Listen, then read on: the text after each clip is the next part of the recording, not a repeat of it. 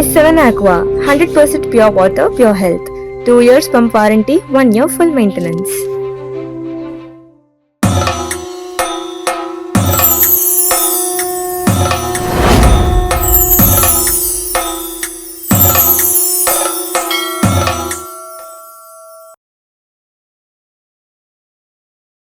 S7 divine channel நேயர்களுக்கு வணக்கம்.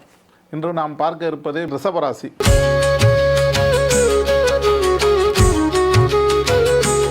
ரிஷபராசி ஒரு நில தத்துவ ராசி, நிலவீடு.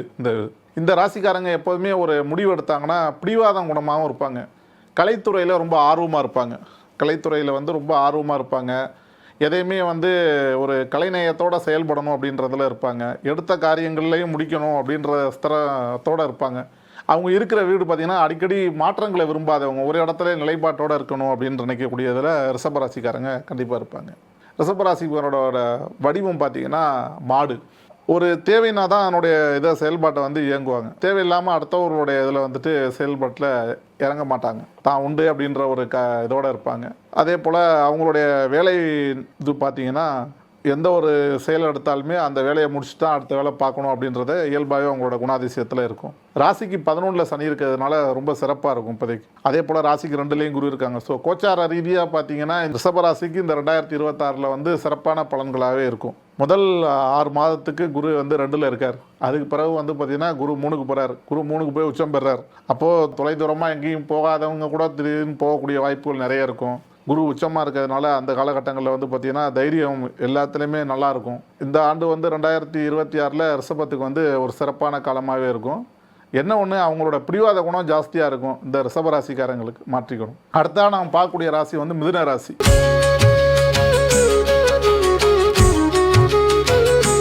மிதுன ராசி இரட்டைத்தன்மையுடைய ராசி. இது காற்று ராசி. இந்த ராசிக்காரங்க பார்த்திங்கன்னா ஒரு எப்போதுமே எடுத்ததில் 2 விஷயமாகவே யோசிப்பாங்க. ஒரு விஷயத்தை செயல்படுத்துவாங்க, இன்னொரு விஷயம் அவங்க உள்ளுக்குள்ளேயே இருந்துக்கிட்டு இருக்கும். எதை முடிவெடுக்கிறதுங்கிற ஒரு தடுமாற்றம் எப்போதுமே உங்களுக்குள்ளே இருக்கும்.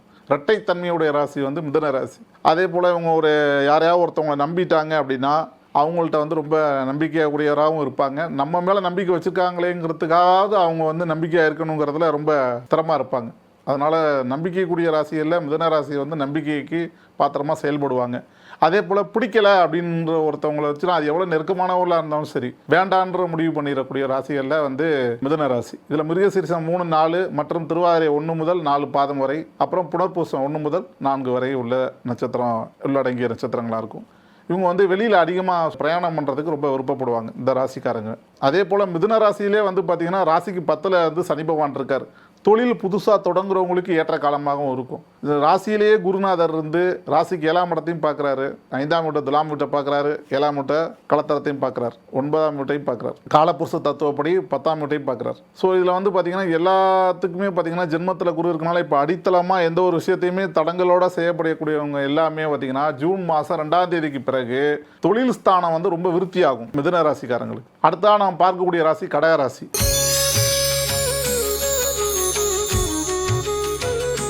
கடகராசிக்காரங்களுக்கு பார்த்திங்கன்னா இதனுடைய ராசியோட வடிவம் பார்த்திங்கன்னா நண்டு என்ன சுபாவத்தில் இருக்கும், எதிர்வினை ஏதாவது ஒன்று வருது அப்படின்னா தன்னை தற்காப்பு கொள்றதுக்காக ஒரு இடத்துல போய் பதுங்கிக்கிறோம். இந்த ராசி நீர் ராசி. கடகராசி ஒரு நீர் தத்துவ ராசி. இந்த ராசிக்காரங்க உணர்ச்சி வசப்படுவாங்க. அதிகமாக ஏதாவது உணர்ச்சி வசப்பட்டு செய்கிறது, அதிகமாக இறக்க குணம் உள்ளவங்க இந்த கடகராசிக்காரங்க அடுத்தவங்க ஹெல்ப் பண்ணுறதுல ரொம்ப விருப்பப்பட்டு பண்ணுவாங்க. ஆனால் ஏமாற்றம் அடையக்கூடிய ராசிகள்லையும் பார்த்திங்கன்னா கடகராசி. அதனால அந்த வீட்டில் சந்திரன் ஆட்சி படுறது. தாய் உள்ளம் கொண்டவர்கள் கடகராசி. இருக்கிற ராசியிலே இறக்கம் தாய் உள்ளம் கொண்ட ராசி உணர்ச்சி வசப்படக்கூடிய ராசி. எதாக இருந்தாலும் நம்ம கேட்ட உடனே சரி ஏதோ ஒன்று கேட்குறாங்கப்பா, சரிப்பா நாளை கேட்டால் 2வது கொடுக்கணும் அப்படின்ற இறக்க குணம் உங்களுக்கு அதிகமாக இருக்கும். இந்த ராசிக்கு அஷ்டமச்சனி இப்போ தான் விலகுது. அஷ்டமச்சனி இந்த ஆண்டு விலகி ராசிக்கு 9ல் போய் உட்கார்றோம். தந்தை வழி ஆதாயம் உண்டு. கண்டிப்பாக ஆன்மீகம், கண்டிப்பாக கோயில் குளம் இந்த மாதிரி இடங்களுக்கு கண்டிப்பாக சென்று வருவாங்க. ராசிக்கு 12ல் இருக்க குரு ஜென்மத்திலே வருவார். இந்த ஆண்டு ஜூன் மாதம் 2ஆம் தேதி கடகராசிக்கு வர்றார். ஸோ ராசிக்குள்ளேயே குரு வர்றது நல்லது தான். ராசிக்கு 9ஆம் இடத்துக்குரிய குரு லக்னத்தில் ராசிக்குள்ளே வர்றது ரொம்ப சிறப்பு. ராசிக்குள்ளே வர்றது ஸோ புதிய புதிய பொருள்கள் வாங்குறது, குழந்தை இதில் நல்ல ஏற்றம் பெறுறது, நல்லா படிப்பாங்க வைப்பாங்க. அடுத்து மனைவி வழியில் நல்ல ஆதாயம் உண்டு, பொருளாதார ரீதியாக ஏற்றம் உண்டு. ஸோ அனைத்தும் ஜென்மத்தில் வர குரு ராசியிலே இருக்கிறது ஒரு சிறப்பு வாய்ந்ததாக இருக்கும். ஏதாவது விரயங்கள் ஏற்பட்டுக்கிட்டு இருக்கும் இப்போ 12ல் இருக்க குருனால.